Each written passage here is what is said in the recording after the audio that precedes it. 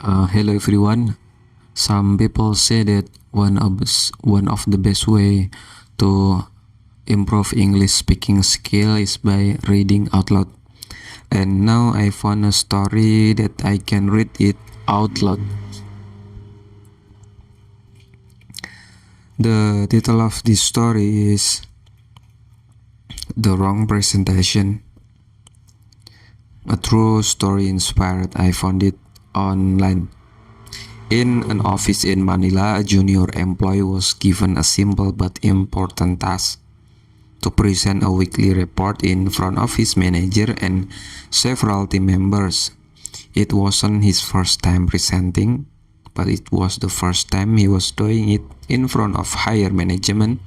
So he spent the night before carefully preparing his slides, checking every detail and making sure everything looked professional. The next morning he arrived early, opened his laptop, connected it to the projector and waited as people slowly filled the meeting room. When everyone was ready, he took a deep breath, stood up and confidently started his presentation. The slides looked clean, the data seemed organized, and he spoke with just enough confidence to make it all feel convincing. At first, everything went smoothly. He explained the number, pointed out trends, and even added a few insights that made him feel proud of his preparation. But after a few minutes, he began to notice something strange. The room felt quiet, too quiet. His manager wasn't interrupting, no one was asking questions. Some people were just staring at the screen with expressions that were hard to read. Thinking it was just nerves, he kept going, explaining its slides more carefully, trying to stay focused and finish strong. Then near the end of the presentation, his manager finally spoke, calmly, slowly, asking just one question. "Can you explain why this report is about a completely different department?" The room stayed silent.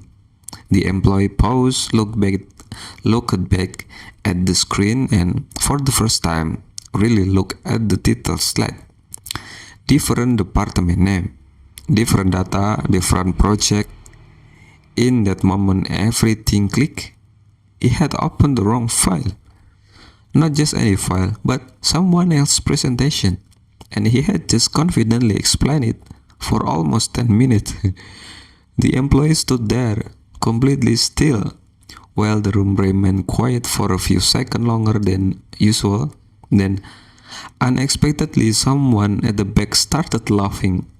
Not loudly, not mockingly, just enough to break the tension. And soon the rest of the room followed. Even the manager smiled slightly, closed his notebook, and simply said, "Let's try again." Yeah, sometimes confidence is not about being right.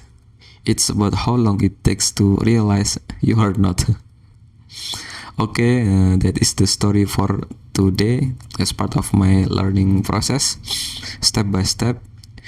It may not be perfect, but progress is what matters. Thank you for watching and see you in the next practice.